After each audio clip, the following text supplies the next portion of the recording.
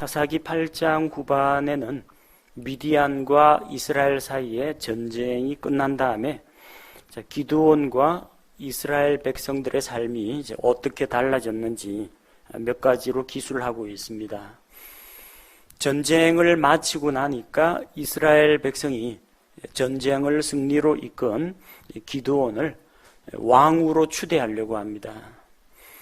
자, 그래서 기드온이 자기들을 대적의 손에서 건져낸 그 공로를 인정해서 기드온만 이 사사로 다스릴 것이 아니라 기드온과 그의 아들 또 그의 손자가 자자손손 대대로 이스라엘을 다스려 주기를 원합니다. 말하자면 이제 왕으로 추대하려고 하는 겁니다. 그런데 이 사사들 시대에는 아직까지 왕을 세우는 제도가 없었습니다. 왕을 세우는 이야기는 사무엘기 상에 가야 나옵니다. 물론 하나님께서는 신명기 17장에서 이미 그들이 가나안 땅에 들어가면 이방 민족들처럼 왕을 세우게 해달라고 요구할 것을 알고 계시긴 하셨지만 아직까지 하나님의 경륜은 이 시기는 왕을 세우는 시기가 아닙니다. 본래 왕과 달리 사사의 직무는 세습이 되지 않습니다. 왕은 그 왕조가 들었으면은 반란이 일어나기 전까지는 그 아들 손자가 왕위를 이어받습니다. 그러나 사사들은 아버지가 사사였다고 해서 아들이 자동으로 사사가 되거나 그러지는 않습니다. 하나님께서 세우시면 사사로 임명받아서 사사의 직무를 수행하는 겁니다. 자, 자칫 잘못하면은 이 백성들로부터 영광을 취하고 또 인간적으로 높아질 수 있는 그런 기회입니다. 만약에 기드온이 그런 야망을 가지고 있었다면은 못 이기는 척 하면서 왕이 되어 달라는 그런 요청을 받아들였을 겁니다. 그런데 기드온은 백성의 제안을 거절합니다. 마치 보리빵 5개와 물고기 2마리로 수많은 사람들을 먹이고 나니까 유대인들이 예수님을 붙잡아다가 억지로 왕으로 삼으려고 했지만 예수님께서는 그들을 피하여 산으로 들어가서 하나님께 기도하셨습니다. 예수님께서 이 세상에 오신 목적이 빵 만드는 일을 하러 오신 것도 아니고 정치인이 되려고 오신 것도 아니고 십자가에서 온 인류의 죄를 대속하기 위해서 오신 분이기 때문에 사람들로부터 그런 영광을 취하려고 하지 않으셨습니다. 기드온 역시 마찬가지입니다. 전쟁이 이스라엘의 승리로 끝났지만 그게 기드온이 잘해서가 아니라 하나님께서 전쟁에서 이기게 하셨기 때문이라는 것을 잘 알기 때문입니다. 따라서 자기는 하나님께서 사용하시는 도구였지 승리의 열쇠는 자기 자신이 아니라 하나님이시라는 겁니다. 그래서 자기나 자기 아들이 손자가 이스라엘을 다스리지 않겠다. 오직 주께서 너희를 다스리시리라. 이스라엘은 민주주의 국가도 아니고요. 공산주의 독재 정권도 아니고 왕정입니다. 그 왕은 하나님께서 다스리는 왕국, 하나님의 왕국입니다. 하나님이 다스리는 신정 통치 국가였지 어떤 한 개인이 그 국가를 좌우하는 그런 개념이 아니었습니다. 기드온은 우리의 왕이신 하나님께서 너희를 다스리실 것이다. 그렇게 고백하고 백성의 제안을 거절했습니다. 다만 24절에서 26절에서 기드온이 한 가지 잘못을 저지르게 됩니다. 그건 뭐냐면은 전쟁에서 승리를 거둔 후에 백성의 전리품 중에서 금을 요구합니다. 자, 24절에 보니까 기드온이 너희에게 한 가지를 요청한다고 했습니다. 그 요청이 뭐냐면은 이 탈취물들 가운데에서 금 귀고리를 달라고 했습니다. 당시 그 이스마엘 사람들, 미디안 족속들 이런 사람들은 남자들도 금으로 만든 장신구를 가지고 있었습니다. 그래서 뭐 금 귀고리도 있었고 팔찌도 있었고 또 자기가 타는 낙타, 거기는 낙타가 재산 1호입니다. 사막에서 사는 사람들은. 그래서 낙타 목에 다는 금으로 만든 금장식이나 사슬, 이런 금부치들이 많이 있었습니다. 백성이 자기들이 노력한 물건이 많기 때문에 금 귀고리 내놓는 것은 뭐 그렇게 어려운 문제는 아니었습니다. 25절에 보니까 백성이 겉옷을 펴서 금모기를 합니다. 각자가 가지고 있는 금 귀고리를 내놓았습니다. 자, 이 모습을 보면 우리가 출애굽기에서 읽은 내용하고 거의 비슷하죠. 출애굽기 32장에서 이스라엘 백성이 우리를 광야에서 인도할 신을 만들라고 합니다. 아론이 뭐라고 이야기합니까? 너희가 가지고 있는, 너희 아내와 너희 자녀들이 가지고 있는 금 귀고리를 내놓으라고 하죠. 그래서 그들이 일제히 그 금 귀고리를 모았더니 아론이 그걸 녹여 부어가지고 조각도로 새겨가지고 금송아지 우상을 만들었습니다. 그래서 그들이 금송아지를 만들었다. 그리고 또 성경 본문에는 그들이 금신을 숭배하였다고 합니다. 이 가장 당시에 가치가 있는 귀금속이 금이었습니다. 그래서 그 금이라는 그것을 가지고 성막 재료로 사용해서 하나님께 영광을 돌릴 수도 있고 똑같은 금으로 우상을 만들 수도 있습니다. 금 자체는 잘못이 없어요. 그 금을 가지고 무엇을 하느냐, 뭘 만드느냐가 중요합니다. 당시 수집한 금의 총량이 본문 26절에 1700세겔이라고 합니다. 이 1세겔이 11.42g입니다. 1700세겔이면요 19.414kg. 그러니까 이거 생각하시면 됩니다. 여러분 저기 쌀 포대 한 포대가 20kg짜리입니다. 그 20kg짜리 무게 전부가 금이라고 생각해 보십시오. 이 엄청난 가치입니다. 그 금들 이외에도 뭐 백성들이 노력한 미디안 왕들이 입던 뭐 자주색 옷이라든지 낙타 목에 두른 사슬이나 이런 장신구들이 많이 있었습니다. 왜 금을 달라고 했느냐? 금을 가지고 기드온이 에봇을 만들었습니다. 에봇은 우리가 출애굽기에서 읽은 바 말씀에 의하면 제사장이 입는 옷입니다. 제사장이 입는 옷 가운데에서 조끼처럼 만들어진 옷 있죠. 조끼처럼 만들어진 옷, 여기 목만 집어넣고 팔 꿰를 수 있는 그런 간단한 옷입니다. 에봇 안에 판결의 흉패 안에다가 이제 우림과 둠밈을 집어넣고 그걸 가지고 하나님의 뜻을 묻는 데 사용했습니다. 그러다 보니까 이 에봇이 하나님의 뜻을 묻는, 하나님께 여쭈는데, 제비 뽑는데 에봇이 자주 사용됩니다. 기드온은 레위 지파가 아닙니다. 므낫세 지파 아비에셀 사람입니다. 레위 지파도 아니고 레위 지파 제사장도 아닌데 에봇이 무슨 필요가 있습니까? 또 여기서 보니까 에봇을 무엇으로 만들었다고요? 금으로 만들었습니다. 원래 에봇은 어떻게 만들었어요? 청색, 자색, 홍색 실에 금실을 섞어서 짜서 만들었습니다. 근데 금으로만 옷을 만들면 여러분 금은 아무리 무르다고 하지만 금속입니다. 그걸 가지고 뭐 입었다 벗었다 할 수 있는 그런 건 아닙니다.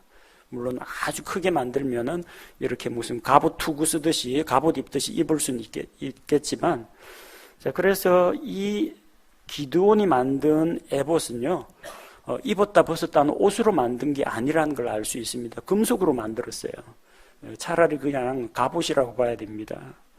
근데 그걸 왜 만들었을까요? 아마 기드온에게 어떤 종교적인 야망이나 열망이 있지 않았나 그렇게 볼 수가 있습니다. 자기는 이스라엘 백성을 다스리는, 이제 정치적으로 다스리는 사사의 직무를 가지고 있는데 넘보아서는 안 될 게 있습니다. 제사장 직분은 하나님께서 아론의 자손들에게만 대대로 물려지게 하셨습니다. 그런데 그가 이스라엘의 백성의 지도자가 되는데 거기에다가 종교적 지도자까지 마음속에 두고 있지 않았나, 그렇게 볼 수가 있고, 또 한 가지 또 다르게 볼 수 있는 것은 전쟁에서 승리한 것을 기념해서 뭔가 기념이 될 만한 기념 교정물을 만든 게 아닌가. 보통 뭐 사람들이 뭐 동상을 세우거나 아니면 뭐 기념관을 짓거나 그러는데 옷을 입을 용도가 아니라 그냥 기념품으로, 승리를 기념하는 그런 물건으로 만들지 않았나, 그렇게 볼 수가 있습니다. 왜냐하면은 그것을 만들어 가지고 자기의 도시 오브라에 두었다고 했습니다. 자기 집안 벽장에 둔 게 아니고요, 도시 오브라라는 도시에 두었는데 온 이스라엘이 거기에 마음대로 그 에봇을 보러 갈 수가 있었습니다. 그러니까 어떤 전각이나 건물 하나 지어놓고 거기에다가 비치해 둔 모양입니다. 자기 입을 것은 아니고, 그런데 이 뭐 어떠한 이유가 됐건 하나님의 성소에서 사용하는 물건은 함부로 도용해서 만들면 안 됩니다. 지난번에 살펴본 바와 같이 하나님께서 그 향재료 배합 비율을 알려주셨죠. 그런데 요 배합 비율을 따라서 너희가 냄새를 맡고 어떤 방향제용으로 개인적으로 사사로이 만들면 어떻게 해요? 이스라엘 백성 가운데 끊쳐지리라.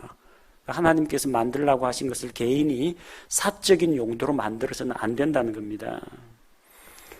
우상 숭배할 때 사사기 17장 5절에 보면 미가가 은으로 만든 은 신상을 자기 집에 세우고 또 뭘 했어요? 에봇을 만들었습니다. 우상만 있어가지고는 소용이 없고 그 우상에게 묻는, 하나님께 기도하고 물을 때 사용하는 그 제사장의 에봇이 필요했다는 겁니다. 근데 이 에봇은 성소에서 사용하는 물건이지 이 므낫세 지파의 어느 도시의 전각에다 갖다 두는 혹은 개인이 소장할 수 있는 그런 물품이 아닙니다. 함부로 만들어서도 안 되고 그걸 함부로 만들어서 비치해서도 안 된다는 겁니다. 기드온이 어떠한 동기로 만들어졌는지는 모르겠는데 아마 그것을 전승기념관에다가 기념품으로 비치를 한 모양입니다.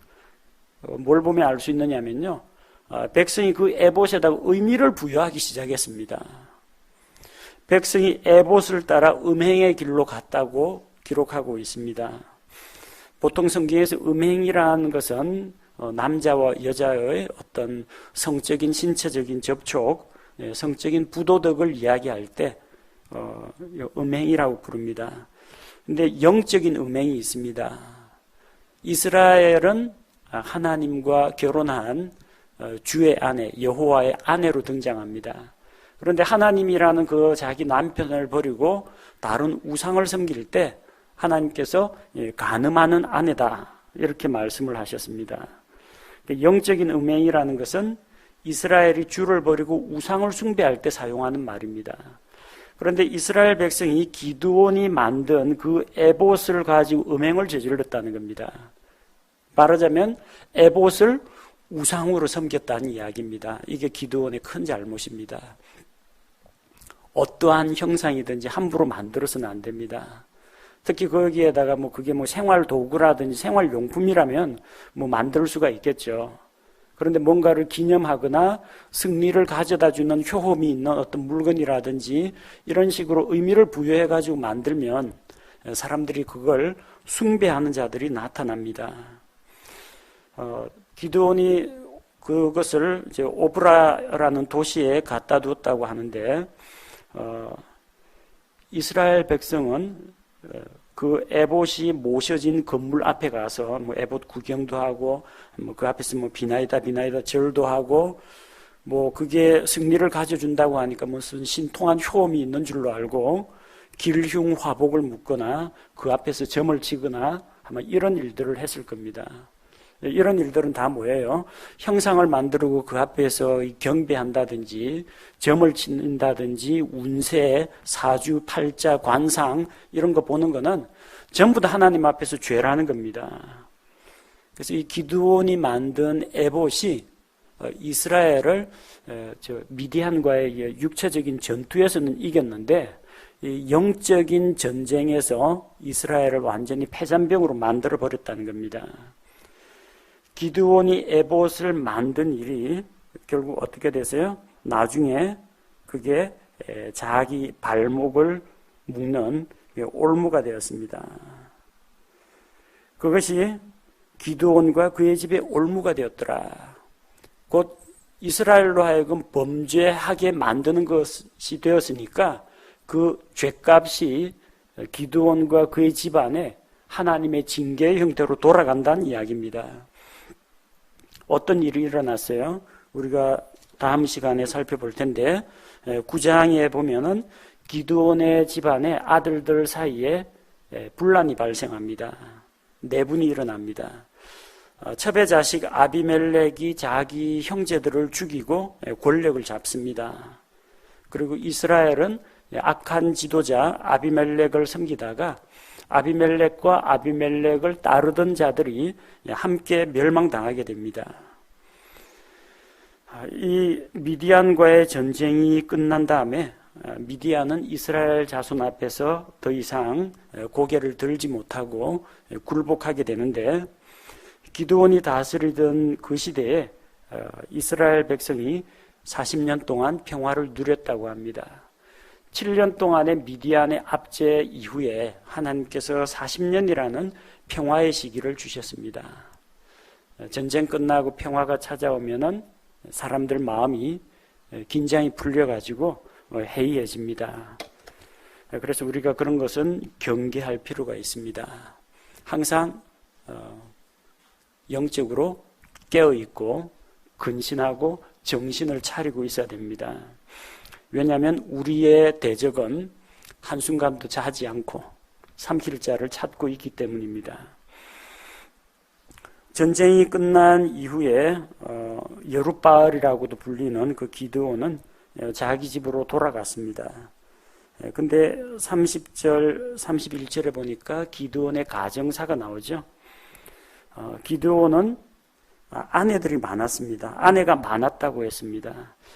전쟁 영웅, 그리고 이스라엘의 지도자, 그 정도 되니까 뭐 가만히 있어도 흠모하여서 따라다니는 여인네들이 많았을 것으로 아마 추정이 됩니다.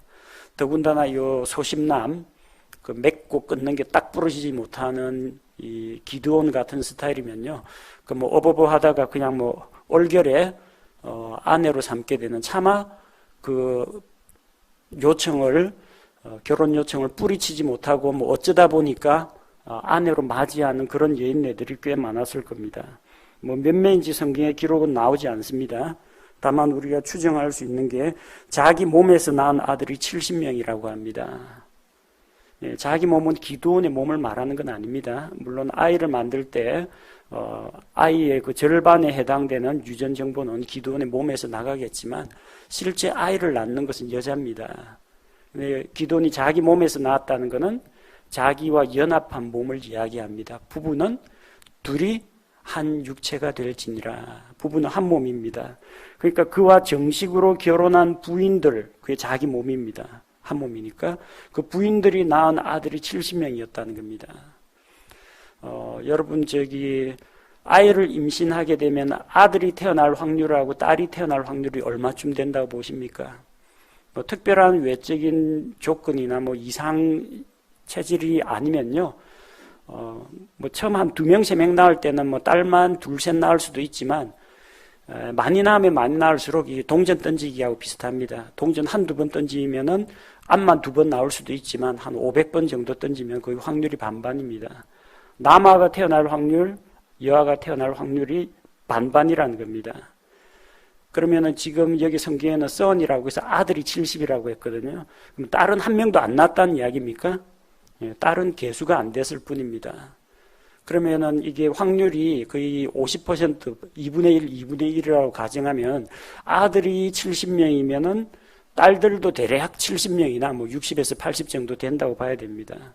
그럼 이게 70명이 아니에요. 실제 낳은 건 한 140명, 150명일 수 있다는 겁니다. 아내가 도대체 몇 명이면 이렇게 되겠습니까?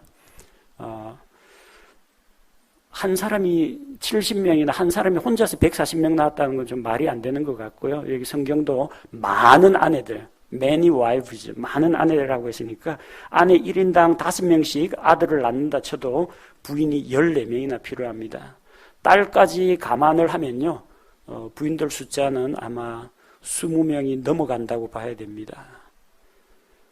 이게 뭘 말합니까? 이 전쟁에서 승리하고 평화의 시기가 찾아오고 기드온도 마음의 긴장이 풀렸습니다. 창세기 2장에서 하나님께서 세우신 결혼 제도는 한 남자와 한 여자가 결합하여 한 가정을 이루는 겁니다. 근데 뭐 아내가 한둘도 아니고 수십 명 된다. 뭔가 문제가 있다라는 겁니다. 가지 많은 나무에 바람 잘 날이 없다고 아내가 많고 자식이 많으면 꼭 문제가 생깁니다. 뭐 애들은 어려서 모른다고 할지라도요, 나중에 이 가문을 누가 이어받느냐, 재산을 어떻게 나누느냐 하는 문제로 이 부인들끼리 싸우게 됩니다, 결국.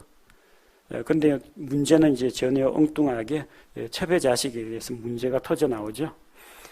31절에 뭐 아내가 한 20몇 명 정도 되는데 그것도 모자라서 정식 결혼한 부인 말고 첩이 있습니다. 그러면 아내가 20몇 명인데 그게 다 아내냐? 정식으로 혼인 예물 주고받고 정혼혼양 맺고 결혼하면은 아내가 둘이 됐건 넷이 됐건 아내라고 부릅니다. 첩은 뭐냐면은 혼인 제도 밖에 있는 정식 결혼을 통하지 않은 사람을 첩이라고 이야기합니다. 자, 그런데 기드온이 아내들에다가 또 첩을 두었다는 이야기입니다. 세겜에 있던 그의 첩도 그에게 아들을 낳았는데 그 이름이 이제 아비멜렉이라고 합니다. 성경 히브리어 이름 가운데 아비는 이제 아버지라는 뜻입니다. 아브라함, 민족들의 아버지, 그런 것처럼 아비야, 야훼는, 여호와는 나의 아버지시다, 이런 것처럼 아비멜렉, 멜렉이라면 말라크, 왕이라는 뜻이죠. 그래서 아비멜렉 하면은 나의 아버지는 왕이다라는 겁니다. 근데 기도는 분명히 자기는 왕이 되는 것을 거부했습니다. 근데 그 아들의 이름은 아비멜렉이고요. 나중에 아비멜렉이 사사가 되는 게 아니라 세겜 사람들이 그걸 왕으로 세웁니다. 이 아비멜렉 때문에 기드온의 집안에 수많은 자식들이 죽고 또 이스라엘 백성이 실족하는 그런 어두운 일이 일어납니다. 근데 이 아비멜렉을 누가 낳았어요? 이 기드온이 첩에게서 낳았습니다. 기드온의 잘못된 결혼 생활이 자기 가정은 물론이고 이스라엘 민족을 정말 힘들게 만들었습니다. 자, 그런데 뭐 기드온도, 요아스의 아들 기드온도 사람인지라 나이가 많으니까 늙어서 죽습니다. 늙어서 죽어서 오브라에 있는 자기 아버지의 돌무덤에 묻히게 되었습니다. 33절을 보십시오. 기드온이 죽음에 곧바로 이스라엘 자손이 다시 돌이켜서 바알들을 따라 음행의 길을 가며, 곧바로라는 말을 주목해 보십시오. 기드온 죽자마자 곧바로 우상숭배에 빠졌습니다. 왜 이렇게 갑자기 됐을까? 갑자기가 아닙니다. 벌써부터 그 에봇을 우상단지 모시듯이 그렇게 섬기고 있었습니다. 그런데 이제 하나님의 말씀에 따라서 백성을 다스리던 재판하던 사사가 죽고 나니까 사사 눈치 봐가지고 그동안 못했는데 사사가 이제 돌무덤에 묻히니까 여보란 듯이 그냥 당장에 본색을 드러내는 겁니다. 이미 미디안과의 전쟁이 끝난 이후부터 기드온이 에봇을 만들 때부터 백성들은 서서히 우상 숭배에 마음을 두고 자기들을 구원하신 하나님을 잊어버리기 시작했다는 것을 보여줍니다. 주 하나님에게서 돌이켰습니다. 바알들을 따라서 음행의 길로 갔습니다. 지난 시간에 이야기한 것처럼 바알들은 복수형으로 사용된다고 했습니다. 각 지역마다 모시는 바알의 이름들이 조금씩 다릅니다. 그들이 바알베릿을 자기들의 신으로 삼고 그에게 경배했습니다. 이스라엘은 쉽게 은혜를 잊어버렸습니다. 미디안의 압제하에서 신음할 때 자기들을 원수들의 손에서 구원하신 주 하나님의 은혜를 기억하지 않고 잊어버렸습니다. 또한 기드온이 이스라엘에게 베푼 모든 선한 일에 따라서 그의 집에 친절을 베풀지도 않았습니다. 기드온이 눈뜨고 살아있을 때야 지도자의 권위와 또 다른 사람들 눈을 생각해서 굽신거리면서 순종하는 척 했지만 기드온이 죽자마자 본색을 드러냈다는 겁니다. 그래서 전쟁을 하는 것도 중요하지만 전쟁 끝난 뒤가 더 중요합니다. 평화의 시기에 전쟁에 대비하라. 그런 말씀이 있는 것처럼 전쟁에서 승리한 후에 조심해야 됩니다. 죄에 대한 유혹은 치열한 전쟁터에서보다도 전쟁이 끝나고 긴장이 풀렸을 때 주로 찾아옵니다. 미디안과의 전쟁이 끝나고 기드온도 이스라엘 백성도 영적 긴장이 해이해졌습니다. 그래서 신앙생활이 해이해진 겁니다. 미디안 압제당할 때는 하나님만 붙잡고 매달리면서 구원해달라고 부르짖던 그들이 에봇을 섬기더니 바알을 섬기기 시작했던 것입니다. 그래서 서 있는 줄 생각하는 자는 넘어지지 않도록 주의해야 합니다. 기드온이 만든 그 에봇은 그의 집과 이스라엘 백성에게 올무가 되었습니다. 에봇은 나쁜 게 아닙니다. 에봇이 무슨 바알 형상이라든지 마리아상이 아닙니다.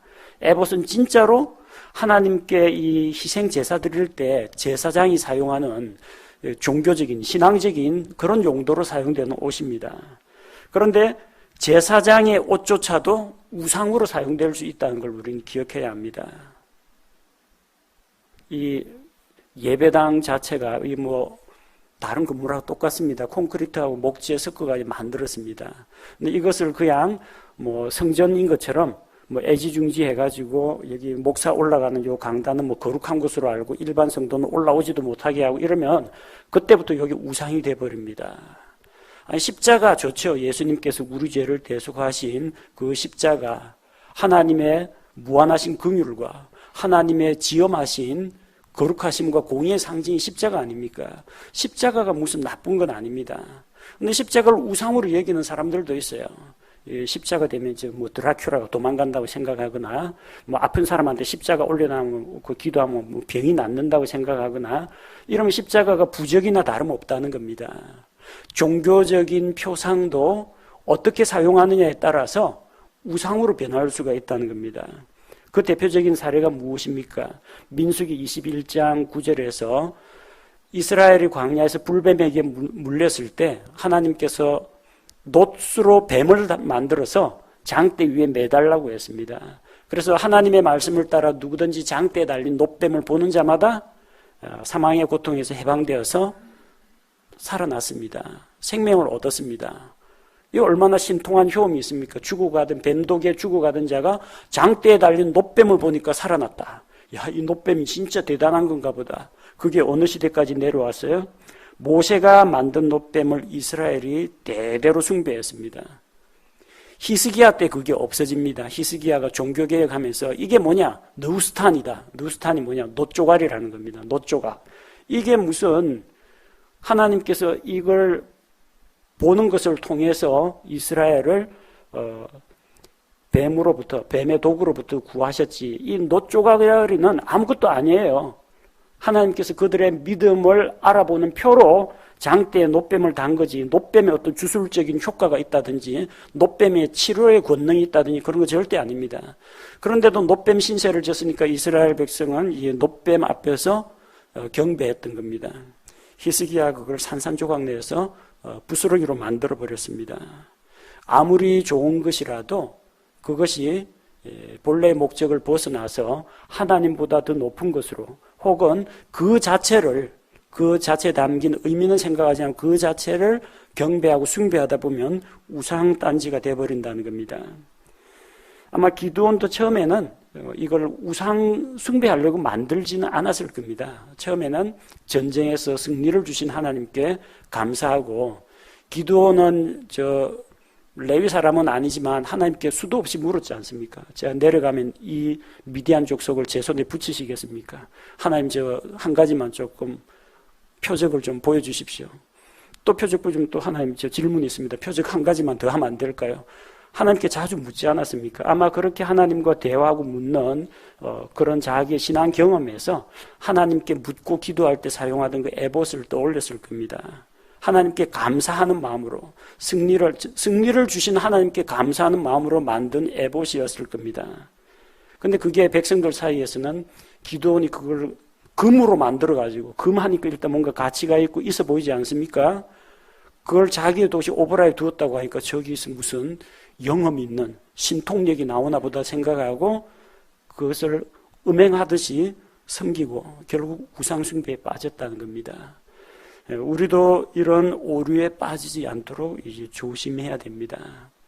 하나님 이외에 그 어떤 것도 어떤 형상이든지 우리가 가지고 있는 제도든지 어떤 의식이든지 그런 것이 우리 신앙의 본질을 대체해서는 안 됩니다. 우리가 어떻게 경배하느냐보다도 중요한 것은 우리가 누구를 경배하느냐, 그게 가장 중요한 겁니다. 우리가 경배하는 것은, 우리가 믿는 것은 뭐 이 교리서적을 믿는 것도 아니고요, 어떤 교단을 믿는 것도 아니고 우리 신앙의 대상은 오로지 주 하나님이십니다. 우리의 구원자는 오직 주 예수 그리스도십니다. 이것을 분명하게 해야 우리의 신앙이 흔들리지 않고 견고하게 설 수가 있습니다.